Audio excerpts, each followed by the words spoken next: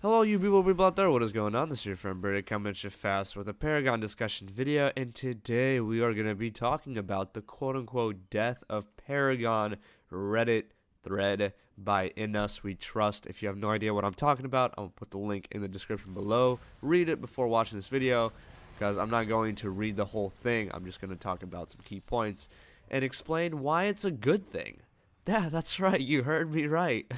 I think this is a good thing. I don't think Paragon going away forever is a good thing, but I think that slowing down Paragon production is a good thing, and there's a couple reasons why. And there's also a couple reasons why I don't think Paragon will end up being scrapped entirely. So, first off, putting the game on hibernate mode is a good thing, and good for the people at Epic to do, some better research about, I don't know, what the community members are saying, brainstorm some ideas that they can prioritize to make the game more enjoyable. You can give them time to look at other MOBAs and implement those changes. It's a good thing, right? We don't want them to go fast. We don't want them to rush and keep making changes that keep spiraling the game out of control and making it harder and harder for newer players to stick, while also alienating more and more of their initial large fan base like it already has been doing. That's the biggest problem with Paragon, is that it's not fitting either of those groups, basically. It has a really bad onboarding system that I know some Paragon creators are trying to fix, along with myself. And with the community, because onboarding is really difficult. It's really difficult to keep newer players around because the game is confusing and there's very minimal support for that and not that much incentive to stay around, while also the game has changed a lot from the initial player bases, fans, expectations. So slowing down is a good thing, because you don't want to just rush out and keep putting garbage on garbage, or just random ass balance patches that make no sense, like why nerf Sparrow, for example, in the last balance patch. It just doesn't make any sense. Slowing down is a good thing. Letting the developers realize what the hell they're doing. Implement the changes slowly but effectively, which means they have plenty of time to test it, plenty of time to work it internally, and then bring it out to slowly make positive changes that would benefit most of the people playing this game. That's why I think slowing down is a good thing. That's what I got, for the most part, from the article. Now, I know that they brought a lot of Paragon a lot of Paragon developers over to the Fortnite team because of just how successful it is, and they need more work on it. But that might also be a good thing, because maybe some of those people needed to get off the Paragon team. Maybe they weren't being helpful. Maybe they were the ones who were coming up with the dumb ideas. Like how Withering Shadow was a thing for a really long time, like maybe they're the ones that needed to go. I don't know how it works over there. I don't make video games. And maybe it might also give them open slots to hire some better people. I mean, when Superville left, everybody in unison said, all right, you just removed the father of the game's initial vision, and that's kind of when people related Paragon with going downhill. So maybe they can find somebody else who has maybe even a better vision, who knows, or somebody who's just artistically gifted in the art of the MOBA. Like, those people who are just supernaturally good at something and don't even know why. Kind of like that. So, I don't know. And in general, near-death experiences tend to change people's lives, right? Like, if you get into a crazy car accident, and you somehow barely survive with some broken bones or whatever, and then you can never walk again or something. It changes you as a person. It does, right? You can't, like, if that never happened to you, I hope that never happened to any one of you. I hope that none of you can relate, but it obviously will change a person's outlook on life. And kind of same thing here. Paragon is, I think, in a quote-unquote near-death situation, and Fortnite is the one kind of killing it. Also, Epic is just not really being around there to support the person lying in the deathbed in their time of need. I don't know, I'm trying to be creative with this metaphor, but you guys know what I'm saying. But if Paragon makes it out of this, if Epic doesn't, take the bitch move out and pull the plug, then I think that it could be way better than it's ever been before.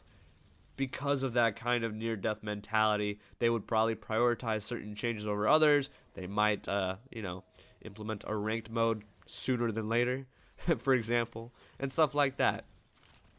You never know what might happen when stuff like that goes down. people change. So can corporations, maybe. With enough incentive through money. And another third thing that I wanted to talk about, why I don't think Paragon's actually going to die, like super die, you know, like Superville super die, is because MOBAs are very long-term franchises. Like once you struck gold, if you struck gold with a MOBA, that thing's not going away. There has not been a MOBA that once it has been successful, at least from what I've heard in general mainstream media, you guys can go do your research and find some indie MOBAs or whatever, but main MOBAs, I'm talking about League of Legends, Dota 2, Smite, once it's struck success, no matter where it's been, it's still been successful. And I highly doubt it's because every single one of their patches has been amazing and incredible and has never received backlash. No, like, each one of these communities is toxic in its own right and always gives backlash to the developers for doing certain things.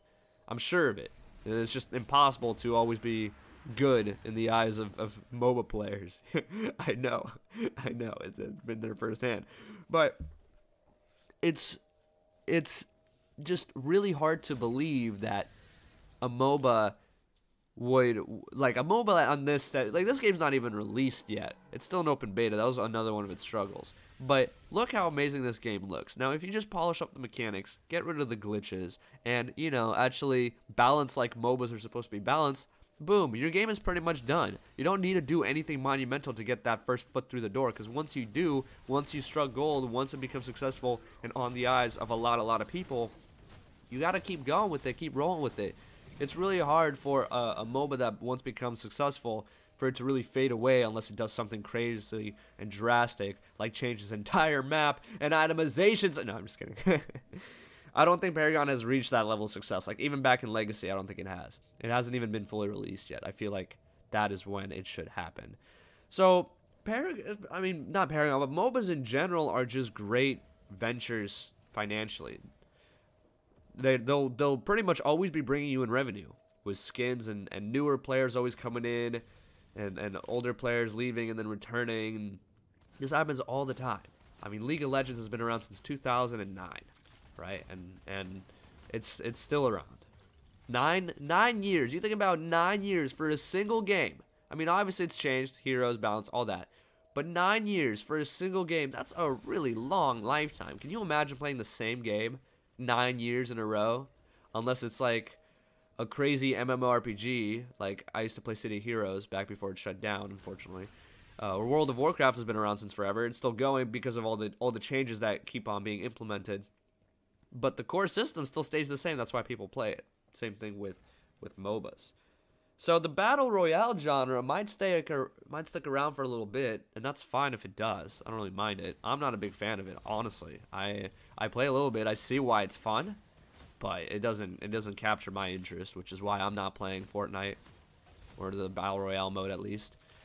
And then also hero shooters were a big thing too. Like when Overwatch, what was it, 2015? Did Overwatch come out in 2015? That was like the hero shooter year. Then people still play Overwatch. Again, another game that I never really got into that much. I played a little bit. I appreciate it, but I never got into it. So to each their own, really. There's always going to be, I feel like, that audience that just likes MOBAs, that just appreciates MOBAs, that thinks MOBAs are the best game mode. So there's always going to be a market for it. And even with League of Legends and Dota 2, the only real competitor I'd say to Paragon is Smite, because they're both third-person MOBAs. But I still feel like Paragon has the advantage because Paragon's the underdog. They can see what Smite did. They have enough time to prepare.